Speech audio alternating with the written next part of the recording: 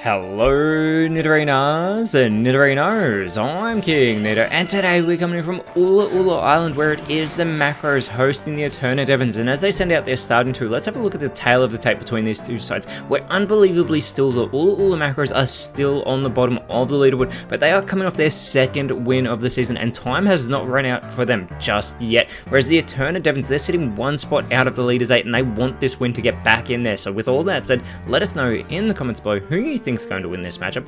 Will it be the steel types? Will it be the grass types? Let's go! 3, 2, 1, go!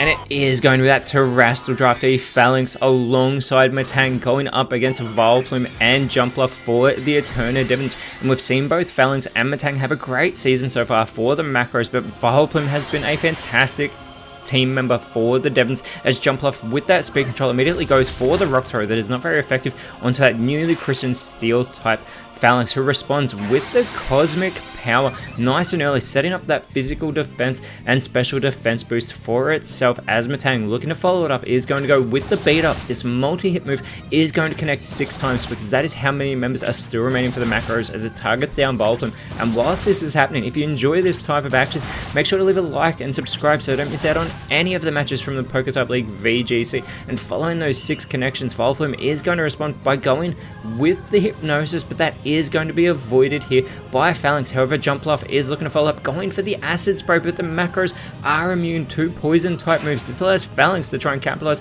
by going with the Moonblast, getting some good damage here onto Jumpluff, and Metang is going to follow up with a super effective Zen Headbutt, but Vileplume hangs on by a thread, and it is going to go with the Phantom Force. It is going to vanish instantly from the field. The Macros need to target down Jumpluff, who does go with the guard split, focusing in onto Metang, sharing the guard between the two, and this opens the door for Phalanx to try and go with the mystical power here on to Jumpluff, getting some good damage once again onto the part flying type, boosting its own special attack in the process. And Metang is going to go with the light screen, not going on the offensive. Instead, it's just going to make the Macros stronger against special moves, including this Phantom Force that is super effective, getting some great damage on to Metang. It's the floral healing from Jumpluff onto Phalanx. That is way too kind and really not having its head in the game. This allows Phalanx to go with the Icicle Spear. This multi-hit move only needs one to get the easy elimination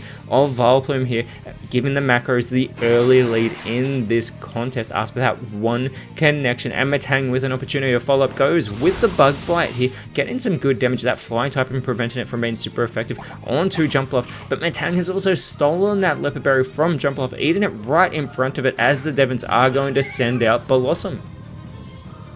And Jumpluff responding with the Throat Chop, gets that quick elimination with that super effective move, taking Metang out of this match, clearly not appreciating having its Leopard Berry stolen. But it is another cosmic power here from Phalanx, another physical and special defense boost, trying to make itself very hard to take down because it is still at full strength. It is on the receiving end of the alluring voice from Blossom, however, and this is going to leave Phalanx in a confused state. It needs to be careful. We've seen it confused before this season, as it is being joined by Magneton. Jumpluff immediately going for the Frost Breath here on to Phalanx, trying to chip away at it here with those critical plays, as it has got those boosted defenses that it wants to ignore. And again, Phalanx needs to shake off this confusion, and it is successful. It's able to go with the speed swap, taking speed control from Jumpluff here, as it wants to try and give the Macros that advantage. Magneton follows it up with the dive. It is going to hide underwater, so the Devons need to shift their attention fully to Phalanx, as Blossom going with the echoed voice that is going to be avoided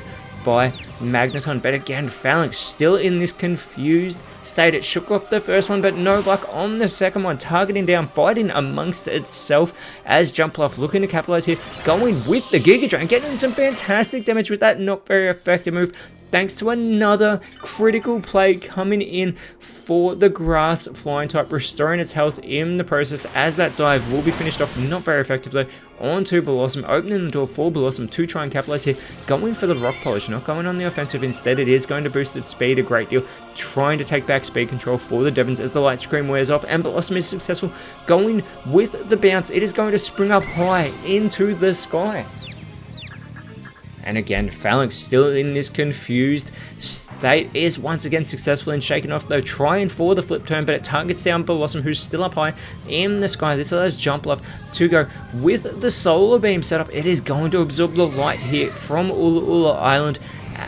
But this also opens the door for Magneton to go with the Gust, and this is going to connect for super effective damage onto that Blossom up high in the sky, who is eating down a Citrus Berry. It does finish off its bounce, however, putting Phalanx into knockout range, because whilst it's in that bounce, it cannot avoid the Gust. And again, Phalanx has been unable to shake off this confusion, still fighting amongst itself, as that Solar Beam will be finished off from Jumpluff to take the Terrestrial Draftee out of this matchup. The Devons have just taken the lead.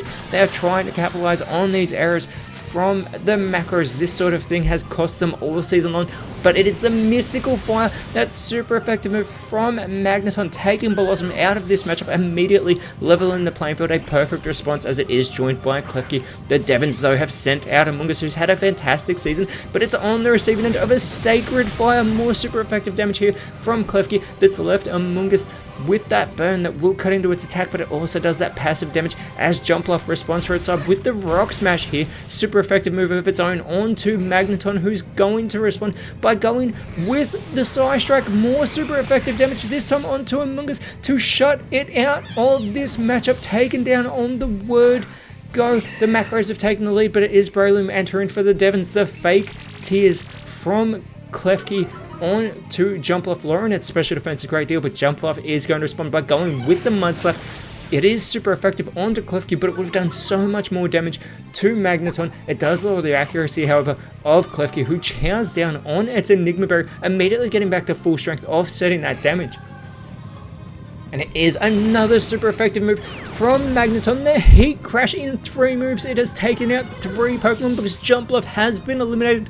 Breloom, though, responding with the Wing Attack. That is resisted, though, by Klefki as the Macros are starting to build full control. It's Sunflora entering for the Devons. Klefki with the Chloroblast, but that is going to be avoided by the Devons. However, Magneton is going with the Burning Jealousies, that 4 super effective moves in a row, and it's spread damage connecting onto both Breloom and Sunflora for some massive damage, but Sunflora chowing down on its Enigma Berry following that super effective damage to restore some of its health. Breloom with the Psy Shield Bash, taking it to Klefki with that not very effective move, but it boosts its own physical defense in the process. Sunflora is going to go with the Dragon Tail, but that is not going to work on the part Fairy type Klefki, allowing Klefki to go with the Aromatic Mist, helping out Magneton here, boosting that special defense as Magneton building all the momentum with the Mystical Power. More super effective damage, and it takes Breloom out of this matchup. What is going on with Magneton? It is magnetized to the maximum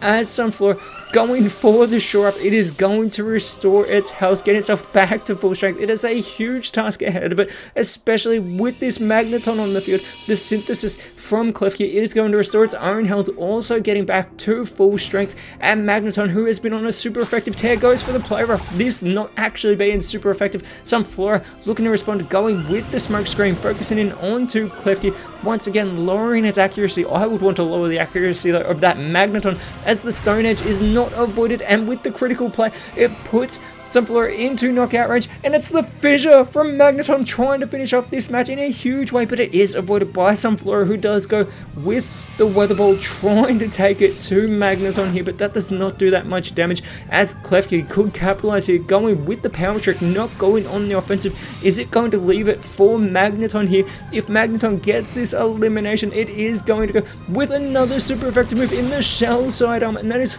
5 eliminations for Magneton. And with that, Magneton has defeated the Eterna Devons with the slight assist from the rest of the Ula'Ula Macros. And I would say let us know who you thought was the best on field. But before we get to that, the Macros have moved up to 16th place in next round. They are going up against the reigning champions, the Medalliathers. Whereas for the Devons, they're in 15th place in next round. They are going up against the Pony Stars. But Nidorinos, thank you so much for watching. As I said, if you want, let us know who you thought was second best on field. If you enjoyed what you saw, please leave a like, share, subscribe, but more importantly, always remember, you are awesome, and I'll see you when you see me.